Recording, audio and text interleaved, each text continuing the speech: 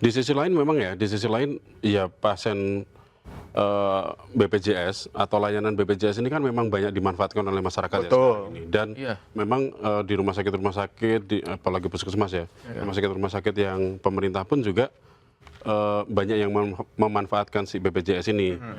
Nah, dengan pelayanan itu tadi, terus saking banyaknya ya, masa ya nggak bisa sih, masa ya iya semua penuh banget gitu kan.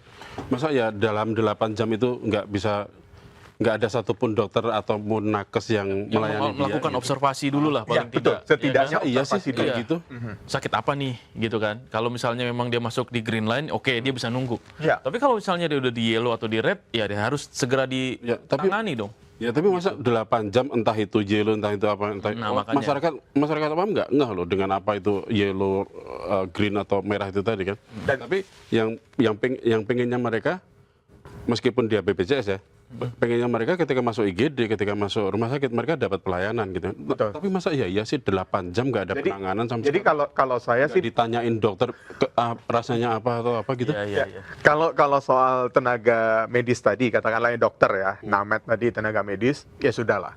Kan kita memiliki MKEK ya, Majelis Kehormatan Etik Kedokteran. Ya sudah ketahuan nih. Betul. Latar belakangnya para dokter ini. Ya direview lagi lah mereka. Berikan sanksi etik, yaitu tugasnya PBID ya, pengurus besar ID, Ikatan Dokter Indonesia.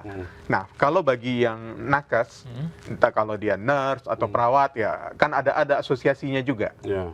Berikanlah sanksi. Kalau perlu panggil lagi, suruh mereka mempelajari lagi kode etiknya mereka. Belajar lagi ya? Ya, belajar lagi. Nah, kalau ke Kemenkes, memang Kemenkes memberikan respon terhadap mereka ini ya, memberikan komentar ya, sampai Menteri Kesehatan BGS pun mengatakan itu tidak elok, tidak sepatutnya. Tapi bukan hanya itu saja. Kalau saya melihatnya dari Kemenkes harus menelusuri rumah sakit mana ini yang melakukan, yang abai terhadap pasien ini, juga harus dievaluasi. Betul. Ya itu. Jangan sampai kita rame di para para nakes tadi yang sudah meminta maaf ya, terlepas mereka minta maaf. Entah almarhum Yusrizal di alam baka sana memaafkan mereka atau tidak, kita nggak tahu. Tapi rumah sakit yang menelantarkan ini itu juga harus dievaluasi oleh Kemenkes. Bagaimana pelayanannya, bagaimana penanganannya. ya. Jadi kita kan rame-rame terpusat semua kepada para nakes yang menghujat, memberikan respon negatif, nir empati segala macam. Tapi kita juga harus telusuri rumah sakit mana. Dan harus dievaluasi itu ya. Iya.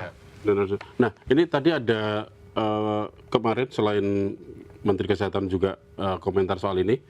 Hari ini tadi ada Kolegium Kedokteran juga memberikan komentar. Kita lihat dulu statementnya.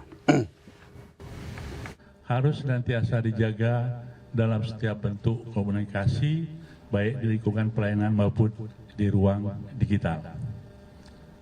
Pada prinsipnya, setiap tenaga medis, dokter dan dokter gigi dan tenaga kesehatan wajib menjalankan praktek profesinya dengan menjunjung tinggi profesionalisme, etika profesi, serta nilai-nilai kemanusiaan. Penggunaan media sosial juga harus dilakukan secara bijaksana dan bertanggung jawab dengan menghindari pernyataan yang dapat melukai pasien, keluarga pasien, dan masyarakat, maupun menurunkan kepercayaan terhadap profesi Namet maupun nakes. Saat ini, Konsil Kesehatan Indonesia bersama organisasi profesi yang terkait sedang melakukan penelusuran terhadap peristiwa tersebut sesuai dengan kewenangan masing-masing. Apabila dari hasil penelusuran ditemukan adanya pelanggaran, akan ditindaklanjuti sesuai dengan ketentuan peraturan perundangan yang berlaku. Selain itu, Konsil Kesehatan Indonesia berkoordinasi dengan institusi pendidikan serta fasilitas pelayanan kesehatan dan pemerintah daerah tempat yang bersangkutan menjalankan pendidikan maupun dia bekerja, agar masing-masing dapat melakukan pembinaan sesuai dengan kewenangan dan tanggung jawab. Ya, Ya, jadi jelas ya disebutkan bahwa Kementerian Kesehatan juga diminta untuk memberikan pembinaan terhadap fasilitas kesehatan di daerah tersebut. termasuk cara berkomunikasi tadi. Termasuk cara berkomunikasi. Kalau memang perlu, para nakes ini undang kami lah sebagai fasilitator. Mereka ya, para nakes maupun para dokter itu juga, mereka juga harus kembali ke janji mereka ya, sumpah mereka. Kan ada sumpah apa namanya, perawat ya. Ya, sumpah Ada perawat, sumpah dokter. gitu kan. Mereka tuh yang harus pertama kali menjunjung apa, sisi kemanusiaan ya, nilai-nilai kemanusiaan kan, gitu kan mereka kan. Karena konon katanya mereka yang jadi dokter, mereka yang jadi perawat itu kan konon dulu adalah panggilan hati mereka kan ya. Iya. Ya, kalau harusnya Harus panggilan kembalikan- hati ya. Ya harusnya Itu adalah kembalikan ke pengabdian mereka. harusnya. Pengabdian. Iya. Jadi maksudnya Bukan mencari ya kalau cuan. memang kalau memang ada yang pasien mengeluh ya jangan terus dihujat malah Iya, gitu loh, betul. ya kan.